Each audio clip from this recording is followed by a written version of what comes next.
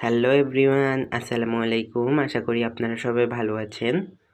আজকে আমি আপনাদের সাথে ভ্যানিলা পাউন্ড কেকের রেসিপি শেয়ার করব।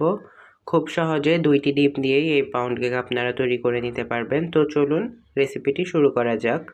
প্রথমেই আমি শুকনো উপকরণগুলো চেলে নিব। এখানে আমি একটা ছাঁকনি নিয়েছি, সেটার মধ্যে আমি এখানে 1 কাপ ময়দা দিয়ে দিব, হাফ টিস্পুন লবণ দিব, বেকিং পাউডার দিব 1 টিস্পুন, দিয়ে এটাকে খুব ভালোভাবে চেলে একটা চামচের সাহায্যে একটু মিশিয়ে সাইডে রেখে দেব। মেশানোটা এখানে খুবই ইম্পর্ট্যান্ট, খুব ভালোভাবে মেশাতে হবে। এখানে আমি 2টো রুম টেম্পারেচারে থাকা ডিম নিয়েছি।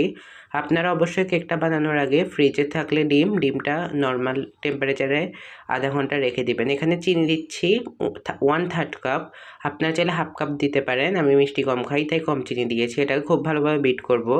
বিট করতে করতে চিনিটাও গলে যাবে এবং এটা ফোমি হয়ে যাবে সাদা। আমি লো স্পিডে বিট করেছি। দেখুন আমারটা ফোমি হয়ে গিয়েছে ডিমটা।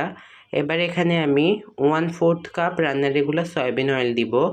আপনি চাইলে আরেকটু বাড়িয়ে দিতে পারেন। এবার একটু ভালোভাবে বিট করবো। এখানে আমি আবার ভ্যানিলা এসেন্সও অ্যাড করেছিলাম 1 টিস্পুন। এবার এখানে আমি শুকনো উপকরণগুলো দিয়ে দেবো। আমি সবটা দিয়ে দিচ্ছি। আপনার চাইলে এটাকে ইলেকট্রিক বিটারের সাহায্যে মিশিয়ে নিতে পারেন, কিন্তু আমি এটাকে খুব ভালোভাবে মিশিয়ে নেব। এটাকে আস্তে আস্তে মেশানোর কোনো দরকার নেই, আপনারা যেভাবে পারেন সেভাবে মিশিয়ে দেবেন খুব ভালোভাবে। আমার এটা খুব ভালোভাবে মেশানো হয়ে গিয়েছে। এবার আমি এখানে পাউন্ড কেকের মোল্ডে নিচে কাগজ বিছিয়ে তেল ব্রাশ করে রেখেছিলাম, সেটাই দিয়ে দিব। অন্যদিকে আমি ইলেকট্রিক ওভেনটাকে 170 ডিগ্রি টেম্পারেচারে আপ ডাউন হিট অন রেখে 10 মিনিটের জন্য প্রিহিট করতে দিয়েছিলাম। প্রিহিটেড ওভেনে আমি 30 মিনিটের জন্য বেক করবো। আপনারা চাইলে চুলায়ও বেক করে নিতে পারেন। দেখুন আমার কেকটা হয়ে গিয়েছে, দেখুন কি সুন্দর হয়েছে। এখানে আমি সুগার সিরাপ ব্রাশ করে দিচ্ছি উপরে। এটা পানি আর চিনি দিয়ে বানানো।